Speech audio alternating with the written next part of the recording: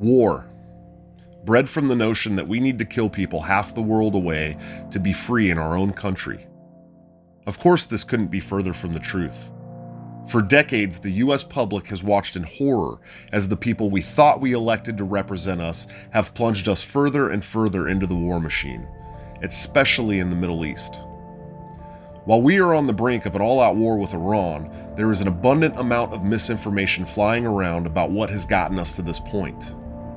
Many believe that it's because Iran hates the US for our freedoms, never stopping to read the history that says the US Central Intelligence Agency and Britain's MI6 as far back as 1953 planned and executed a coup of democratically elected Prime Minister Mohammad Mossadegh.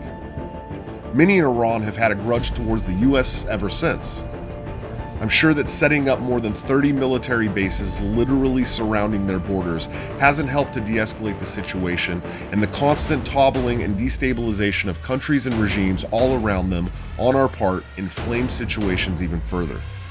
I won't even get into the absolute tragedy of the US shooting down one of their commercial airliners in 1988, killing all 290 people on board, including 66 children.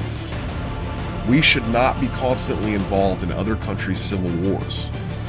Recently released The Afghanistan Papers show clearly that our government made rosy pronouncements they knew to be false and hid unmistakable evidence that the war had become unwinnable. The longest armed conflict in US history perpetuated by lies.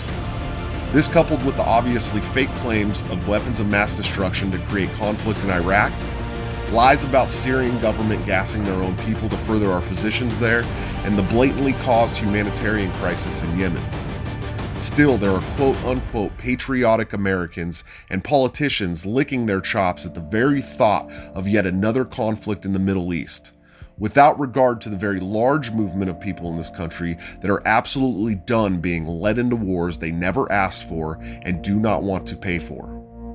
For these reasons, I am proudly anti-war, and also proud to be a member of the only party in this country that has stayed principled in this position since its inception in the 1970s, the Libertarian Party.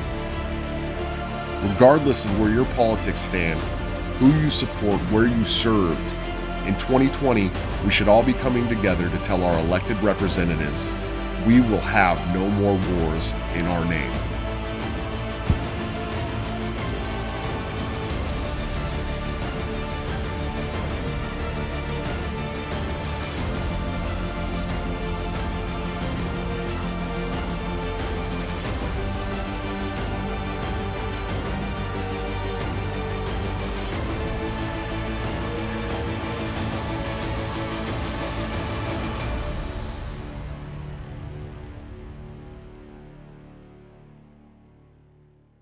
We in the United States have short memories.